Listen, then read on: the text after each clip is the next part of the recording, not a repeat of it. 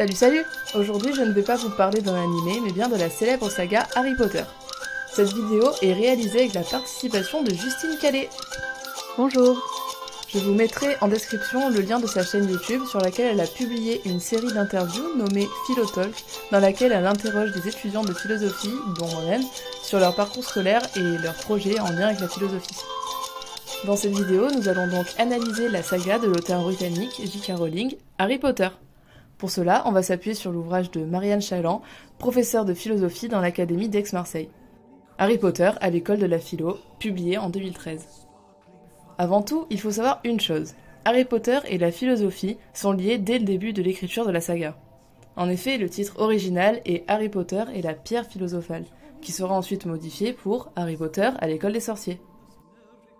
Lors d'un Noël, Harry reçoit la cape d'invisibilité, un objet magique unique. Ce cadeau est accompagné d'un petit mot, faisant bon usage, écrit par Albus Dumbledore. Ça ressemble à une cape. Vas-y, essaie-la pour voir.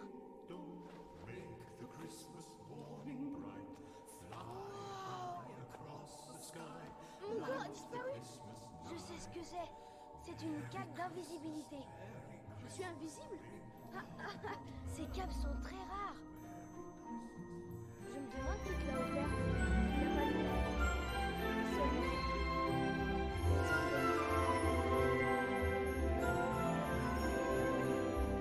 En effet, avec ce pouvoir entre les mains, le champ des possibles s'ouvre au petit magicien. Il ne craint plus de se faire surprendre, et il peut aller où il veut, sans être surpris.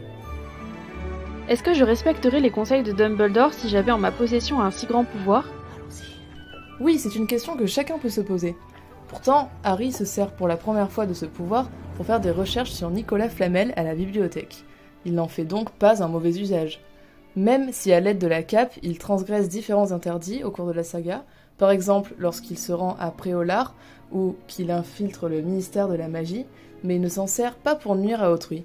Il s'en sert seulement pour rechercher la vérité sans jamais commettre de crime. C'est vrai que c'est étonnant qu'alors qu'il n'est plus surveillé par le regard des autres, et donc par les exigences de la morale, Harry continue à rester aussi honnête. Par exemple, il l'utilise pour entrer dans la banque Gringotts, mais pas pour la piller. Juste pour récupérer un Horcrux. C'est fou qu'il n'ait même pas eu la tentation avant d'aller se servir dans les magasins ou autres, ce que j'aurais moi-même peut-être fait. Et je n'ose pas imaginer ce qu'aurait pu faire Voldemort à sa place. Alors là, l'histoire aurait sans doute été très différente. En tout cas, c'est cet élément de l'histoire qui est, l'air de rien, une prise de position à un problème philosophique énoncé par Platon dans La République. C'est un des dialogues de Platon et il porte principalement sur l'idée de justice. Il s'agit de l'œuvre la plus connue de Platon. Il y fait la critique de la démocratie car selon lui, elle dégénère souvent en démagogie ou en tyrannie. Dans le livre 1 de La République, Thrasymachus s'oppose à Socrate et défend le droit du plus fort. Il affirme que la justice est réservée aux faibles et l'idée que commettre l'injustice est profitable. Glaucon raconte alors l'histoire du berger Gigès qui découvre un anneau magique lui permettant de devenir invisible. Un anneau? Comme dans Le Seigneur des Anneaux. Frodon et Harry ont donc le même pouvoir grâce à des objets magiques différents. Gigès se débrouille alors pour faire partie des messagers envoyés au palais royal. Une fois arrivé au palais, grâce à cette invisibilité, il séduit la reine et tue le roi pour s'emparer du pouvoir. Avec une telle arme, la justice ne peut lui résister. Personne ne sait qui a tué le roi. Cette histoire est donc une expérience de pensée qui permet de réfléchir sur le sujet de cette œuvre, c'est-à-dire la justice. Oui, ça pose la question du statut de la morale. Est-ce qu'elle vient de nous-mêmes ou de l'extérieur?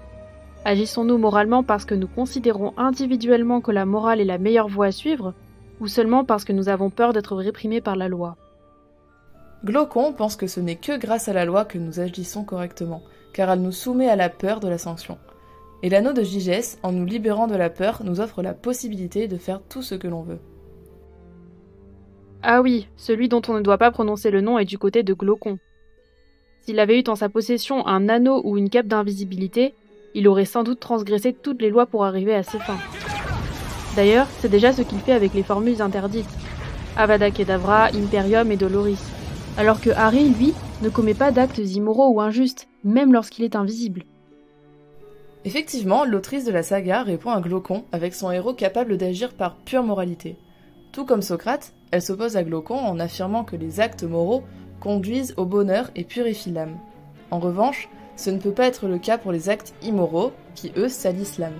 Donc même en ayant un anneau ou une cape d'invisibilité, même quand personne ne pourra le savoir, le bon choix est toujours de bien agir. J.K. Rowling se positionne dans ce débat philosophique avec le personnage de Voldemort et ses Horcruxes fabriqués avec une partie de son âme. Platon, dans un autre de ses dialogues, le Gorgias, pose la question suivante. La vie de l'homme vertueux est-elle meilleure que celle de l'injuste ? Selon lui, une personne immorale ne peut pas être heureuse, car le malheur est la sanction immédiate de celui qui commet le mal, l'injustice. Platon affirme que l'immoralité infecte et déchire l'âme. Harry Potter répond donc à cette question du Gorgias. Oui, tout à fait, puisque Tom Jedusor a une apparence déshumanisée, effrayante. C'est le reflet de son âme malheureuse et torturée. Son âme est si altérée par ses actes immoraux que ça se voit physiquement. J.K. Rowling est donc encore une fois du côté de Platon. Platon affirme que les actes immoraux déchirent l'âme, et cette idée est illustrée dans la saga Harry Potter, avec la magie noire permettant de créer des Horcruxes. Voldemort, avec ses 7 Horcruxes, a fragmenté son âme. Et pour créer un Horcrux, il faut commettre un meurtre, car c'est un acte si immoral qu'il déchire immédiatement l'âme comme le pense Platon. C'est ce qu'explique le professeur Slughorn dans Harry Potter et le prince du sang mêlé, mais c'est aussi exactement la thèse platonicienne, c'est incroyable. Harry Potter, agissant pour le bien, souhaite la guérison de l'âme de Voldemort en l'incitant à se repentir et à agir moralement. Voldemort est un personnage qui ne colle pas du tout avec la thèse de Platon. Son principe moral, c'est cette phrase qu'il déclare à la fin du tome 1. Il n'y a ni bien ni mal, il y a juste le pouvoir et ceux qui sont trop faibles pour le posséder. À l'inverse de Harry et de Platon, il met totalement de côté la question du bien ou du mal pour ne donner de la valeur qu'à la puissance, ce qui serait plutôt nietzschéen. Mais ce qui montre que J.K. Rowling reste du côté platonicien, c'est que le bien triomphe à la fin et que comme le soutient Socrate, c'est l'homme vertueux, donc Harry, qui est heureux et l'homme méchant qui est malheureux. Cependant, on peut peut-être nuancer nos propos, puisqu'il y a des gentils qui ont trouvé la mort et des méchants comme Malfoy, du moins on peut le croire, qui ne meurent pas. J.K. Rowling n'est pas aussi manichéenne que ça, mais on peut quand même affirmer qu'elle place le bien comme le but final et la plus haute valeur. Voilà, c'est la fin de cette vidéo, j'espère que ça vous a plu, et abonnez-vous! Au revoir!